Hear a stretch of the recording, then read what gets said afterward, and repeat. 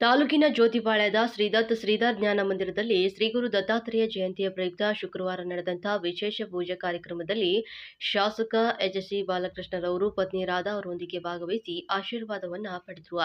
ಈ ವೇಳೆ ಶಿವಾರ್ ಉಮೇಶ್ ರವರು ಹರಿಕಥೆ ಕಾರ್ಯಕ್ರಮವನ್ನು ವಿಶಿಷ್ಟವಾಗಿ ನಡೆಸಿಕೊಟ್ಟರು. ರಾಜ್ಯ ಗ್ಯಾರಂಟಿ ಯೋಜನೆಗಳ ಅನುಷ್ಠಾನ ಪ್ರಾಧಿಕಾರದ ಅಧ್ಯಕ್ಷ ಎಚ್.ಎಂ. ರೇವಣ್ಣ ಲೋಕ ಕಲ್ಯಾಣಕ್ಕಾಗಿ ದತ್ತಾತ್ರೇಯ ಸ್ವಾಮಿಗೆ ವಿಶೇಷ ಪೂಜೆಯನ್ನ ಸಲ್ಲಿಸಿದರು. ನಂತರ ಅವರು ಮಾತನಾಡಿ, ಜೀವನದ ಅನ್ಯೋನ್ಯತೆಗೆ ಹಬ್ಬ ಹರಿದಿನ, ಜಯಂತಿ, ದೇವರ ಆರಾಧನೆ ಪ್ರೇರಣೆಗಳಾಗಿವೆ. ದತ್ತಾತ್ರೇಯ ಸ್ವಾಮಿ ಬೆಳಕಲ್ಲ, ಬದಲಾಗಿ ಧರ್ಮದ ದರ್ಶನವಿದ್ದಂತೆ. ಬಹುಧರ್ಮೀಯರ ದೇಶ ಭಾರತ ಆಗಿದ್ದು, ದೇಶಗಳು ಬೇರೆ ಆದರೂ ಕೂಡ ಮನುಕುಲದ ಏಳಿಗೆಗಾಗಿ ಧರ್ಮಗಳ ಬೋಧಿಸಿರುವುದು ಸಾರ ಒಂದೇ ಆಗಿದೆ. ದೀನರಲ್ಲಿ ದೇವರನ್ನ ಕಾಣುವುದು, ಹಸಿದವನಿಗೆ ಅನ್ನವನ್ನ ನೀಡುವುದು, ಕರುಣೆ, ಪ್ರೀತಿ, ವಿಶ್ವಾಸದಿಂದ ಸಂಘಟಿತರಾಗಿ ದುಡಿದು ಹಂಚಿ ತಿನ್ನುವುದು, ಪರಸ್ಪರ ಸೌಹಾರ್ದದಿಂದ ಕೂಡಿ ಬಾಳುವುದೇ ಎಲ್ಲ ಧರ್ಮಗಳ ಬೋಧನೆಯಾಗಿದೆ. ಭಾರತದಲ್ಲಿ ಕಾರುಣ್ಯ ಮೂರ್ತಿ ಬುದ್ಧದೇವ ಕಾಯಕ ಮಹತ್ವದ ತಿಳಿಸಿದ ಬಸವಣ್ಣ ತ್ರಿಮತಾಚಾರ್ಯರು ಕುಲವೆಂದು ಹೊಡೆದಾಡದಿರಿ, ನಿಮ್ಮ ಕುಲವೇ ನೀವು ಬಲ್ಲಿದ್ದೀರಾ ಅಂತ ದಾಸವೇರಣ್ಯ ಕನಕದಾಸರು, ದಿವ್ಯತ್ರಿಯರಾದಂಥ ರಾಮಕೃಷ್ಣ ಪರಮಹಂಸರು ಮತ್ತು ಸ್ವಾಮಿ ವಿವೇಕಾನಂದರು, ಶಾರದಾ ಮಾತೆ, ಗುರುನಾನಕರು, ಮೀರಾಬಾಯಿ, ತುಳಸಿದಾಸರು ಮತ್ತು ಶ್ರೀರಾಮಾನುಚಾರ್ಯರು, ಶಿಶುನಾಳ ಶರೀಫರು, ಸ್ವಾಜೆ ಬಂದೆ ನವಾಜರು ಮತ್ತು ಯೇಸುಕ್ರಿಸ್ತ, ವರ್ಧಮಾನ್ ಮಹಾವೀರ, ತಿರುವಳ್ಳರಾವ್, ಸಾಧು ಸಂತರು, ಶರಣರು, ಅನುಭಾವಿಗಳು ಮತ್ತು ನಮ್ಮ ನೆಲದಲ್ಲಿ ಧರ್ಮಬೋಧನೆಯನ್ನ ಮಾಡಿದ್ದು ಸರ್ವಜನಾಂಗದ ಶಾಂತಿಯ ತೋಟ ಕರ್ನಾಟಕ. ಬಾಬಾ ಬುಡನ್ಗಿರಿಯಲ್ಲಿ ನೆಲೆಸಿರುವಂತಹ ದತ್ತಾತ್ರೇಯರ ಸಾಧನೆ ಮಾನವ ಪ್ರೇಮ ಅನನ್ಯವಾದುದು. ಸಕಲ ಚರ ಜೀವಿ ಜಂತುಗಳನ್ನ ಕರುಣೆಯಿಂದ ಕಾಣುವಂತೆ ಬೋಧಿಸಿದ ದತ್ತಾತ್ರೇಯರನ್ನ ತ್ರಿಮೂರ್ತಿಗಳ ಸ್ವರೂಪ ಅಂತ ಕರಿತೇವೆ. ದೇವಾಲಯದ ಮೂಲ ಪ್ರೇರಕ ಶಕ್ತಿ ಕೀರ್ತಿಶೇಷ ಜ್ಯೋತಿಪಾಳ್ಯದ ದತ್ತಾತ್ರೇಯ, ಸದಾಶಿವ ಶೆಟ್ಟರ, ನಾರಾಯಣ ಶೆಟ್ಟರು ಮತ್ತು ನಿಜಗುಣ ಶಿವಯೋಗಿ ವಂಶಸ್ಥರು, ಅಶ್ವಸ್ಥ ಭೈರಪ್ಪ, ಈಶ್ವರರಾವ್ ಮತ್ತು ರಂಗನಾಥ್, ಗ್ರಾಮ ಪಂಚಾಯಿತಿಯ ಸದಸ್ಯ ಕೃಷ್ಣಪ್ಪ, ರಾಮಣ್ಣ, ರಂಗೇಗೌಡ, ಪಲ್ಲವಿ, ಧನಂಜಯ್, ಮರಲ್ಗೊಂಡಲ ದೇವರಾಜು ಮತ್ತು ಸಹಸ್ರಾರು ಭಕ್ತರು ದತ್ತ ಜಯಂತಿಯಲ್ಲಿ ಭಾಗವಹಿಸಿದ್ರು. ಸಾಮೂಹಿಕ ದಾಸೋಹ ನಡೆಯಿತು. ಜ್ಯೋತಿಪಾಳ್ಯ, ವೆಂಗಳಪ್ಪನ ತಾಂಡೆ ಮತ್ತು ರಂಗನಾಥಪುರ ಮಾಗಡಿಯಿಂದ ಭಕ್ತರು ಆಗಮಿಸಿದ್ರು. ಓಂ ಶ್ರೀ ಗುರುಭ್ಯೋ ನಮಃ. ಹರಿ ಓಂ. ಜಟಾಧರಂ ಪಾಂಡುರಂಗಂ ಶೂಲಹಸ್ತಂ ಕೃಪಾನಿಧಿಂ ಸರ್ವರೋಗಹರಂ ದೇವಂ ದತ್ತಾತ್ರೇಯಮಹಂ ಭಜೆ. ನಮಃ ಶಾಂತಾಯ ದಿವ್ಯಾಯ ಸತ್ಯಧರ್ಮಸ್ವರೂಪಿಣೆ ಸ್ವಾನಂದಾಮೃತಯುಕ್ತಾಯ ಶ್ರೀಧರಾಯ ನಮೋ ನಮಃ. ವಿಶೇಷವಾಗಿ ನಾವು ಗುರುಗಳ ಒಂದು ಸನ್ನಿಧಿಗೆ ಬರೋದ್ರಿಂದ ಭಕ್ತರ ಕಷ್ಟಗಳ ನಿವಾರಣೆ ಮಾಡೋದು ಆದಷ್ಟು ಬೇಗನೆ ಗುರುವೇ, ದೇವರುಗಳಲ್ಲ. ದೇವರು ಆಗೋದಿಲ್ಲ ಅಂತಿಲ್ಲ, ಯಾಕಂದರೆ ನಮ್ಮ ಕರ್ಮದ ಫಲದಂತೆ ನಡೀತಿದೆ ಜೀವನ. ಆದರೆ ಮಹಾತ್ಮರೇನು ಹೇಳ್ತಾರೆ, ನೀವೊಂದು ಮಹಾತ್ಮರ ಭಕ್ತರಾದರೆ, ಅಂದರೆ ಗುರುವಿನ ಭಕ್ತರಾದರೆ, ಗುರು ತನ್ನ ಪುಣ್ಯವನ್ನು ಕೊಟ್ಟು ನಮ್ಮ ಕರ್ಮಗಳನ್ನು ತಗೊಳ್ತಾರೆ. ಇದು ವಿಶೇಷವಾಗಿ ಗುರುವಿರುವಂತಹ ಶಕ್ತಿ. ತನ್ನ ನಿಜ ಪುಣ್ಯ ಪ್ರಧಾನಾನ್ಯ ಪಾಪಾದಾನ ಚಿಕಿತ್ಸವೇ ನಮಃ ಅಂತಿದೆ. ಅಂದರೆ ಶಾಸ್ತ್ರದ ಪ್ರಕಾರ ತನ್ನ ಪುಣ್ಯವನ್ನು ಕೊಟ್ಟು ಪಾಪ ತಗೊಳ್ಳು ನಮಸ್ಕಾರ ಅಂತಿದೆ. ಇದು ಗುರುಗಳು ಮಾತ್ರ ಮಾಡ್ತಾರೆ ಹೊರತು ದೇವರುಗಳು ಮಾಡೋದಿಲ್ಲ. ಗುರು ದತ್ತಾತ್ರೇಯರಲ್ಲೂ ಕೂಡ ಇಲ್ಲಿ ಬಂದಂಥ ಅನೇಕ ಜನರಿಗೂ ಕೂಡ ಪರಿಹಾರ ಸಿಕ್ಕಿದೆ. ಇಲ್ಲಿ ನಾನು ಎಂಬುದು ನಿಮಿತ್ತ. ಹಿಂದೆ ರಂಗಣ್ಣ ಹೇಳಿದ್ರು, ಸುಮಾರು ಜನಕ್ಕೆ ಪರಿಹಾರ ಸಿಕ್ಕಿದೆ ಎಂಬುದಾಗಿ ಹೇಳಿದರು.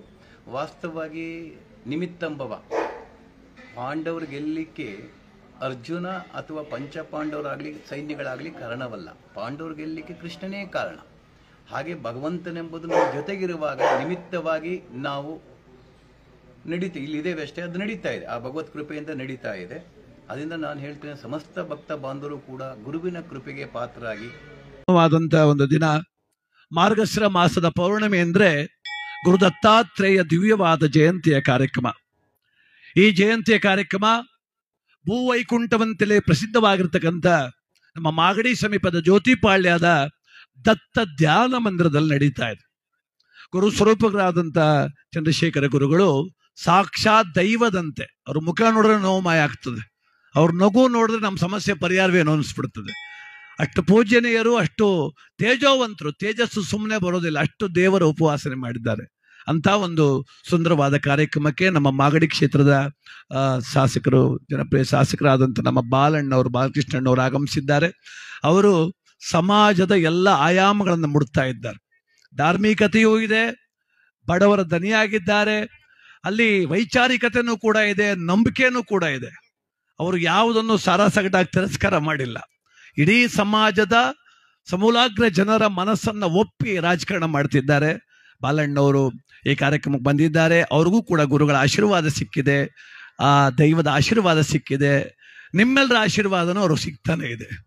ಇನ್ನೂ ಸಿಗಲಿ, ಮುಂದೆ ಉನ್ನತವಾದ ಸ್ಥಾನವನ್ನು ಗಳಿಸಿ ಮತ್ತಷ್ಟು ಸೇವೆ, ಮಾಗಡಿ ಮಾತ್ರ ಸೀಮಿತವಾಗಿರುವ ಸೇವೆ ಮಂತ್ರಿಗಳಾಗಿ ರಾಜ್ಯಾದ್ಯಂತ ವಿಸ್ತರಿಸಲಿ ಅಂತೇಳಿ ಆಶಿಸುತ್ತಾ, ನಮ್ಮ ಬಾಲಣ್ಣವರು ಈ ಕಾರ್ಯಕ್ರಮವನ್ನು ಕುರಿತು ಒಂದೆರಡು ಮಾತಾಡಬೇಕು ಅಂತೇಳಿ ತಮ್ಮೆಲ್ಲರ ಪರವಾಗಿ ಬಾಲಕೃಷ್ಣಣ್ಣವ್ರನ್ನ ಕೇಳ್ಕೊಳ್ತಾ ಇದ್ದೆ. ಎಲ್ರಿಗೂ ನಮಸ್ಕಾರ.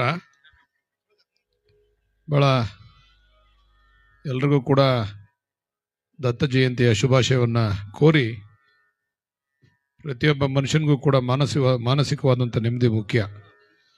ನಮ್ಮ ಶಿವ ಉಮೇಶ್ ಅವರು ಭಾಳ ಅದ್ಭುತವಾಗಿ ಅವರ ಮಾತುಗಳಿಂದ ಬಹುಶಃ ಇವತ್ತು ಏನು ನಡೀತಾ ಇದೆ, ಪ್ರಪಂಚ ಯಾವ ರೀತಿ ನಡೀತಾ ಇದೆ ಅಂತಕ್ಕಂಥ ವಿಚಾರಗಳನ್ನು ಸಮಾಜದಲ್ಲಿ ಎಲ್ರಿಗೂ ಕೂಡ ತಿಳಿಸ್ತಕ್ಕಂಥ ಕೆಲಸವನ್ನು ಮಾಡ್ತಾ ಇದ್ದಾರೆ. ಅವರು ಹರಿಕತೆ ಮಾಡ್ತಾವ್ರೆ ಅಂತಂದರೆ ಅದು ಅರ್ಥವತ್ತಾಗಿರ್ತದೆ. ಇವತ್ತು ಈ ವೇದಿಕೆಗೆ ಮತ್ತು ಈ ದತ್ತ ಜಯಂತಿಗೆ ಏನಾದರೂ ಕೂಡ ಒಂದು ಕಳೆ ಬಂದಿದೆ ಅಂದರೆ ಇವತ್ತು ಶಿವ ಉಮೇಶ್ ಅವರ ಹರಿಕತೆಯಿಂದ ಆ ಕಳೆ ಬಂದಿದೆ ಅಂತ ನಾವೆಲ್ಲರೂ ಕೂಡ ಪ್ರಾಮಾಣಿಕವಾಗಿ ಒಪ್ಕೋಬೇಕಾಗ್ತದೆ. ಅಂದರೆ ಬರೀ ಹರಿಕತೆ ಅವ್ರು ಏನೋ ಹೇಳ್ತಾವ್ರೆ ನಾವು ಕೇಳ್ತಕ್ಕಂಥದ್ದೇ ಅಲ್ಲ. ಅವ್ರು ಹೇಳ್ತಕ್ಕಂಥ ಹರಿಕತೆಯಲ್ಲಿ ಉಪಕಥೆಗಳನ್ನು ಪ್ರತಿಯೊಬ್ಬರು ಕೂಡ ಕೇಳಿಸ್ಕೋಬೇಕು. ಇವತ್ತು ಏನು ವಾಸ್ತವಾಂಶದ ವಿಷಯಗಳು ನಡೀತಾ ಇದ್ದಾವೆ ಪ್ರತಿ ಕುಟುಂಬದಲ್ಲೂ ಅಂತಕ್ಕಂಥದ್ದನ್ನ ಮನದಟ್ಟು ಮಾಡ್ಕೊಡ್ತಾರೆ ನಮಗೆ. ಅವ್ರೇನೋ ಹರಿಕತೆ ಮಾಡಕ್ಕೆ ಬಂದವ್ರೆ ನಾವು ಕೇಳ್ಕೊಂಡು ಹೊಂಟೋಗ್ಬಿಡೋಣ ಅನ್ನೋದಲ್ಲ. ಅವರ ಉಪಕಥೆಗಳು ಯಾತಕ್ಕೋಸ್ಕರ ಹೇಳ್ತಾರೆ ಅಂತಂದ್ರೆ, ನಾವು ಮನುಷ್ಯರು ಯಾವ ರೀತಿ ಬದುಕ್ತಾ ಇದ್ದೀವಿ, ಯಾವ ರೀತಿ ಬದುಕಬೇಕು ಅಂತಕ್ಕಂಥ ವಿಚಾರವನ್ನ ನಮ್ಮೆಲ್ಲರಿಗೂ ಕೂಡ ತಿಳಿಸ್ಕೊಳ್ತಕ್ಕಂಥ ಕೆಲಸವನ್ನ ಮಾಡ್ತಾ ಇದ್ದಾರೆ. ಬಹುಶಃ ಈ ಭಾಗದಲ್ಲಿ ಅಂದ್ರೆ ನಮ್ಮ ಹಳೆ ಮೈಸೂರು ಭಾಗದಲ್ಲಿ ಇವತ್ತು ಹೆಚ್ಚು ಜನಪ್ರಿಯತೆಯನ್ನು ಹೊಂದಿದ್ದಾರೆ ಅಂತ ಹೇಳಿದ್ರೆ ಅದು ತಪ್ಪಾಗಲಾರದು ಅಂತ ನಾನು ಅದ್ರ ಕೂಡ ಹೇಳಲಿಕ್ಕೆ ಇಚ್ಛೆ ಪಡ್ತೇನೆ. ಇವತ್ತು ದತ್ತ ಜಯಂತಿಯ ಪ್ರಯುಕ್ತ ಗುರುಗಳ ವಿಚಾರಗಳನ್ನು ಕೂಡ ಹೇಳಿದ್ರು. ಇಲ್ಲಿ ಈ ಒಂದು ದತ್ತ ದೇವಸ್ಥಾನವನ್ನ ಸ್ಥಾಪನೆ ಮಾಡಿ ಗುರುಗಳ ಆಶೀರ್ವಾದ ಬಹಳ ಮುಖ್ಯ. ಎಲ್ರಿಗೂ ಕೂಡ ಗುರುಗಳ ಆಶೀರ್ವಾದ ಬಹಳ ಮುಖ್ಯ. ಆ ಗುರುಗಳನ್ನ ಸ್ಥಾಪನೆ ಮಾಡಿ ಇಲ್ಲಿರ್ತಕ್ಕಂಥ ಎಲ್ಲ ಭಕ್ತಾದಿಗಳಿಗೂ ಕೂಡ ಅವ್ರಿಗಿರ್ತಕ್ಕಂಥ ನೋವನ್ನ ನಿವಾರಣೆ ಮಾಡ್ತಕ್ಕಂಥ ಕೆಲಸವನ್ನು ನಮ್ಮ ಗುರುಗಳು ಕೂಡ ಮಾಡ್ಕೊಂಡ್ ಬರ್ತಾ ಇದ್ದಾರೆ. ಇನ್ನಷ್ಟು ಸಾಕಷ್ಟು ಅಭಿವೃದ್ಧಿ ಆಗ್ಬೇಕು ದೇವಸ್ಥಾನ. ಈಗ ನಾವು ಮುಖ್ಯ ರಸ್ತೆಯಿಂದನೇ ಇವಾಗ ಇದಕ್ಕೆ ರಸ್ತೆಯನ್ನ ಮಾಡಬೇಕು ಅಂತ ಹೇಳಿ ತೀರ್ಮಾನ ಮಾಡಿದ್ದೀವಿ. ಈಗಾಗಲೇ ಅಧಿಕಾರಿಗಳಿಗೂ ಕೂಡ ಹೇಳಿದ್ದೀನಿ, ಇಲ್ಲಿ ಮೇಲೆ ಮುಂದ್ಗಡೆ ನಮ್ಮ ಮೇನ್ ರೋಡಿಂದನೇ ಕೂಡ ಇಲ್ಲಿ ಒಳಗಡೆ ಬರ್ಲಿಕ್ಕೆ ಒಂದು ಅವಕಾಶ. ಯಾಕಂದ್ರೆ ಇಲ್ಲಿ ಜಾಸ್ತಿ ಜನ ಬಂದ್ಬಿಟ್ರೆ, ವೆಹಿಕಲ್ ಬಂದ್ಬಿಟ್ರೆ ಆಚೆ ಹೋಗ್ಲಿಕ್ಕೂ ಕೂಡ ತೊಂದರೆ ಆಗ್ತದೆ ಜ್ಯೋತಿಪಾಳ್ಯದಿಂದ. ಅದರಿಂದ ಅದನ್ನು ಕೂಡ ಮಾಡೋಣ. ಎಲ್ರಿಗೂ ಕೂಡ ದಯಮಯನ ಅಂತ ಭಗವಂತ ಒಳ್ಳೇದ್ ಮಾಡ್ಲಿ. ಅವರ ಹರಿಕತೆಯನ್ನ ಕೇಳಿ ಇನ್ನೂ ಬಹಳಷ್ಟು ಉಪಕಥೆಗಳನ್ನ ಹೇಳ್ತಾರೆ. ಸುಮ್ಮನೆ ಕೇಳ್ಬಿಟ್ಟು ಕಿವಿಲ್ ಕೇಳ್ಬಿಟ್ಟು ಈ ಕಿವಿಲ್ ಬಿಟ್ಟು ಹೋಗೋದಲ್ಲ. ನಾವು ನಮ್ಮ ಜೀವನದಲ್ಲಿ ಅಳವಡಿಸ್ಕೋಬೇಕು ಅಂತಾನೆ ಈ ಉಪಕಥೆಗಳನ್ನ ಹೇಳ್ತಕ್ಕಂಥದ್ದು. ಯಾವ ರೀತಿ ನಾವು ಇರಬೇಕು, ಇವತ್ತು ಸಮಾಜ ಯಾವ ದಿಕ್ಕಿನಲ್ಲಿ ನಡೀತಾ ಇದೆ, ಅದರಿಂದ ಯಾವ ರೀತಿ ಮನುಷ್ಯ ಬದುಕಬೇಕು ಅಂತಕ್ಕಂಥ ವಿಚಾರವಾಗಿ ಒಂದೊಂದು ಉಪಕಥೆಗಳನ್ನು ಕೂಡ ಹೇಳ್ತಕ್ಕಂಥ ಶಿವ ಉಮೇಶ್ ಅವ್ರಿಗೂ ಕೂಡ ದಯಮಯನಾದಂಥ ಭಗವಂತ ಒಳ್ಳೇದ್ ಮಾಡ್ಲಿ ಅಂತಕ್ಕಂಥದ್ದನ್ನ ಹೇಳಿ ತಮ್ಮೆಲ್ಲರಿಗೂ ಕೂಡ ಶುಭವನ್ನ ಕೋರಿ ನನ್ನ ಮಾತು ಮುಗಿಸ್ತೀನಿ. ನಮಸ್ಕಾರ. ಧನ್ಯವಾದಗಳು ಬಾಲಣ್ಣವ್ರಿಗೆ. ಈ ಕಾರ್ಯಕ್ರಮ ಬಂದಿದ್ದು, ಮತ್ತೊಂದಷ್ಟೊತ್ತು ಕುಳಿತು ಕಾರ್ಯಕ್ರಮ ಕೇಳಿದ್ದು, ಭಗವದ್ ದರ್ಶನ ಪಡೆದಿದ್ದು, ತಮ್ಮೆಲ್ಲರ ಜೊತೆ ಕುಳಿತು ಪ್ರಸಾದ ಸ್ವೀಕಾರ ಮಾಡಿದ್ದು, ಇವೆಲ್ಲವೂ ಕೂಡ ಒಬ್ಬ ಜನಪ್ರತಿನಿಧಿಗೆ ಬೇಕಾದಂಥ ಬಹುದೊಡ್ಡ ಗುಣಗಳು. ಆ ಎಲ್ಲ ಗುಣಗಳನ್ನು ಮೈಗೂಡಿಸ್ಕೊಂಡಿದ್ದಾರೆ. ಅವ್ರಿಗೆ ಒಳ್ಳೇದಾಗಲಿ ಬಾಲಣ್ಣ. ಧನ್ಯವಾದ.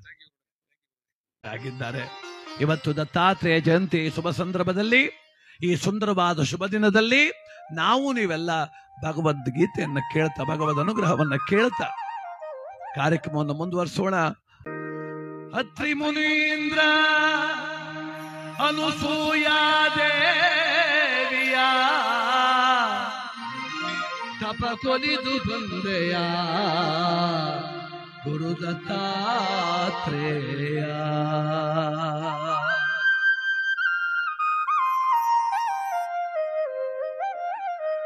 ಜಯ ಜಯ ಗುರು ದತ್ತಾ ಪೊರೆಯೋ, ಜಯ ಜಯ ಗುರು ದತ್ತಾ ಸಲಹೋ, ನಂಬಿದ ನಿಲ್ಲಯ ಪಾದವನು ಬೆಂಬಿಡದೆ ನೀ ಸಲಹೋ. ಜಯ ಜಯ ಗುರು ದತ್ತಾ.